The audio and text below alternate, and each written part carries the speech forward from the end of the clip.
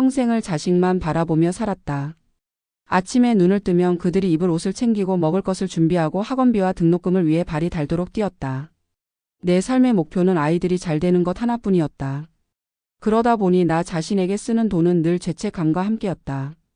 좋은 옷 하나, 여행 한번, 배우고 싶었던 것조차 미뤄두고 살았다. 하지만 은퇴를 하고 나서 깨달았다.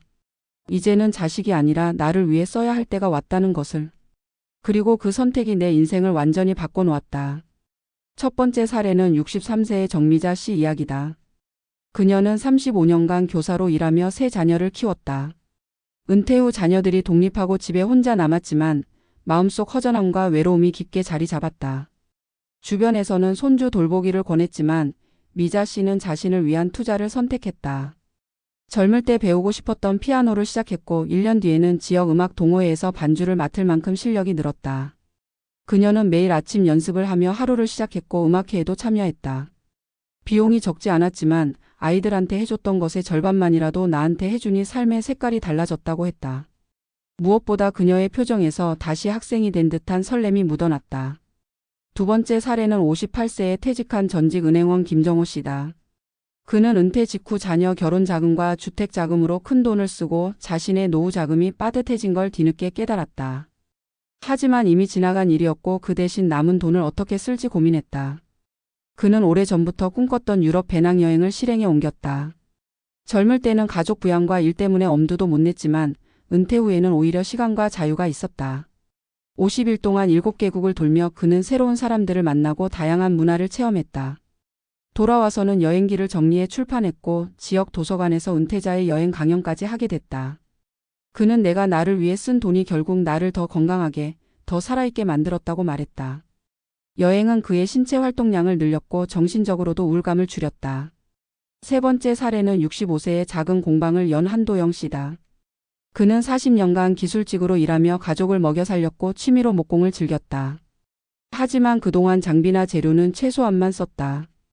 은퇴 후 그는 모아둔 돈 중 일부를 자신만의 작업실을 꾸리는 데 썼다. 고급 목재와 전문 공구를 들였고 자신이 만들고 싶은 가구를 만들기 시작했다.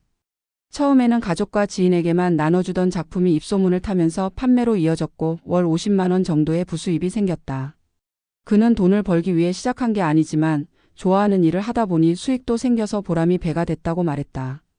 공방에서 하루 종일 나무를 다루며 그는 오히려 나이를 잊었다. 이 세 사례는 공통적으로 나 자신에게 쓰는 돈이 단순한 소비가 아니라 삶의 질을 높이고 정신적 건강을 지키는 투자라는 점을 보여준다. 은퇴 이후의 시간은 단순히 여유를 즐기는 것이 아니라 의미 있는 활동으로 채워야 한다. 그렇지 않으면 하루하루가 공허하고 결국 몸과 마음이 동시에 늙어버린다. 많은 은퇴자가 자식이나 가족에게 모든 것을 주고 자신을 소홀히 한 채 노년을 맞이한다. 그러나 자식은 이미 자신의 삶을 살고 있고 부모가 희생한 만큼 돌려줄 수 있는 환경도 아니다. 그렇다면 은퇴 후 남은 시간은 철저히 나를 위한 계획이 필요하다. 취미를 배우는 것도 좋고 여행이나 창업처럼 새로운 도전을 하는 것도 좋다.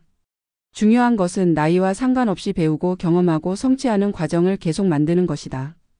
경제적으로도 이런 투자는 장기적으로 도움이 된다. 취미가 부업이 되거나 새로운 활동이 건강을 지켜 의료비를 줄이는 효과를 낼 수 있다. 무엇보다 자신에게 쓰는 돈은 마음을 풍요롭게 하고 자존감을 지켜준다. 노년의 행복은 거창한 성공이나 큰 재산에서 오는 것이 아니라 매일의 생활에 설렘과 의미가 있는가에 달려있다. 은퇴 후의 삶은 여전히 선택의 연속이다. 그리고 그 선택의 중심에 나를 두는 순간 비로소 진짜 삶이 시작된다. 자식에게 주었던 사랑과 시간의 절반만이라도 나 자신에게 주는 것, 그것이 은퇴 후 인생을 가장 빛나게 만드는 비결이다. 은퇴 이후의 삶을 자식이 아닌 자신에게 집중하는 것이 왜 중요한지에 대해 많은 은퇴자들이 여전히 혼란스러워한다. 오랜 세월 동안 한국 사회의 부모 역할은 헌신과 희생을 전제로 한 것이었고 부모 자신을 위한 선택은 종종 이기적이라는 낙인을 감수해야 했다. 그러나 현대의 은퇴 환경과 사회 구조는 이미 부모 세대가 젊을 때 경험했던 것과 전혀 다른 방향으로 변화했다. 자녀 세대는 경제적 독립과 주거 안정이 어려운 시대를 살고 있지만 그렇다고 해서 부모의 전 재산을 자식에게 이전하는 것이 부모와 자식 모두의 삶에 긍정적인 결과를 보장하지 않는다. 실제로 은퇴자 가계의 재무 파탄 중 상당수는 자녀 지원이 주요 원인이며 이는 은퇴자의 노후 생활을 불안정하게 만든다. 은퇴 후 경제적 불안정은 곧 삶의 질 저하로 이어진다. 최소한의 생활비를 감당하는 것만으로도 버거운 상황에서 자신을 위한 지출은 사치로 느껴질 수 있다. 그러나 전문가의 시각에서 보면 자기 자신을 위해 쓰는 비용은 장기적 관점에서 투자에 가깝다. 예를 들어 새로운 취미를 배우는 것은 단순한 오락이 아니라 뇌의 인지 기능을 유지하고 우울증을 예방하며 사회적 관계망을 확장시키는 활동이다. 이는 결국 의료비 절감과 정신 건강 유지라는 경제적 비경제적 효과를 동시에 가져온다. 또한 자기 개발이나 여행과 같은 활동은 노년층의 정체성을 강화하고 자존감을 회복시키는 역할을 한다. 많은 은퇴자들이 직장에서의 직책과 역할이 사라진 뒤 공허감을 느끼는데 이는 자신이 누군가의 부모 또는 퇴직자라는 소극적인 정체성만으로 남게 되기 때문이다. 반대로 새로운 활동에 몰입하고 성취를 경험하는 사람들은 배우는 사람, 여행가, 창작자라는 능동적이고 긍정적인 정체성을 유지할 수 있다. 재정 계획 측면에서도 자기 자신을 위한 지출은 신중하게 관리될 필요가 있다.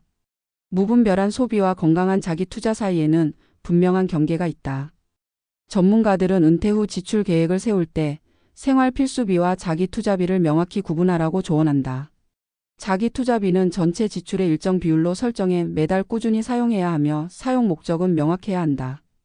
예를 들어 여행 자금, 취미 장비 구입, 교육비, 사회활동비 등이 여기에 포함된다. 중요한 것은 이런 지출이 단발적인 만족으로 끝나지 않고 장기적으로 지속 가능한 삶의 패턴을 형성하는 데 기여해야 한다는 점이다. 자기 자신을 위한 투자가 사회적 관계에 미치는 효과도 무시할 수 없다. 은퇴 이후 사회적 고립은 치매와 우울증의 주요 원인으로 꼽힌다. 새로운 활동을 통해 사람들을 만나고 교류하는 것은 단순한 즐거움 이상의 의미를 가진다.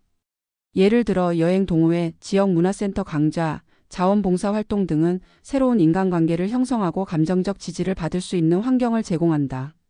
이는 심리적 안정감뿐만 아니라 위기 상황에서의 안전망 역할을 한다. 또 하나 주목할 점은 자기 자신을 위한 지출이 오히려 자녀와의 관계를 긍정적으로 변화시킬 수 있다는 것이다. 부모가 스스로의 삶을 충실히 살아가면 자녀는 부모에 대한 부담감을 줄이고 관계가 부양 중심에서 존중 중심으로 전환된다.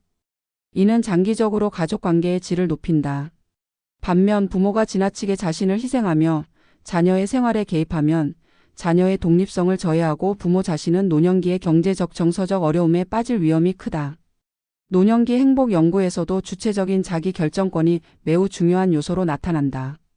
내가 무엇을 하고 싶은지, 어떤 삶을 살고 싶은지를 스스로 선택하는 능력은 나이가 들어서도 유지되어야 한다. 자기 자신을 위한 지출은 바로 이 자기 결정권을 실천하는 과정이다. 예를 들어 은퇴 후에도 대학에서 청강을 하며 공부하는 사람들은 단순히 지식을 쌓는 것을 넘어 자신이 원하는 방향으로 인생을 확장시킨다. 이런 활동이야말로 돈의 가치를 최대한 끌어올리는 사용법이다. 마지막으로 자기 자신에게 쓰는 돈이 단지 현재의 만족에 그치지 않도록 하려면 은퇴 전부터 구체적인 나를 위한 계획을 세워야 한다. 은퇴 직후에 갑자기 나를 위해 돈을 쓰겠다고 해도 이미 익숙해진 희생 패턴과 죄책감 때문에 실행이 어렵다. 따라서 경제적 준비뿐 아니라 심리적 준비도 필수적이다. 은퇴 전 5년 정도는 매년 자신을 위한 지출을 조금씩 늘려보며 자기 투자에 대한 긍정적인 경험을 쌓는 것이 좋다. 그렇게 해야 은퇴 후에도 자연스럽게 자신을 위해 지출할 수 있고 이를 삶의 일부로 받아들일 수 있다. 결론적으로 은퇴 후의 돈 사용은 단순히 얼마를 쓰느냐가 아니라 누구를 위해 쓰느냐가 핵심이다.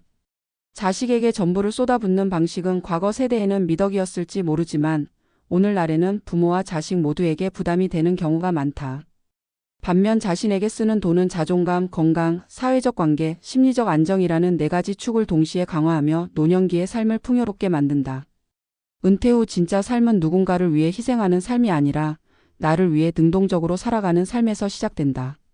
그리고 그 시작은 지갑을 열어놔 자신을 위한 첫 번째 선택을 하는 순간부터 가능하다.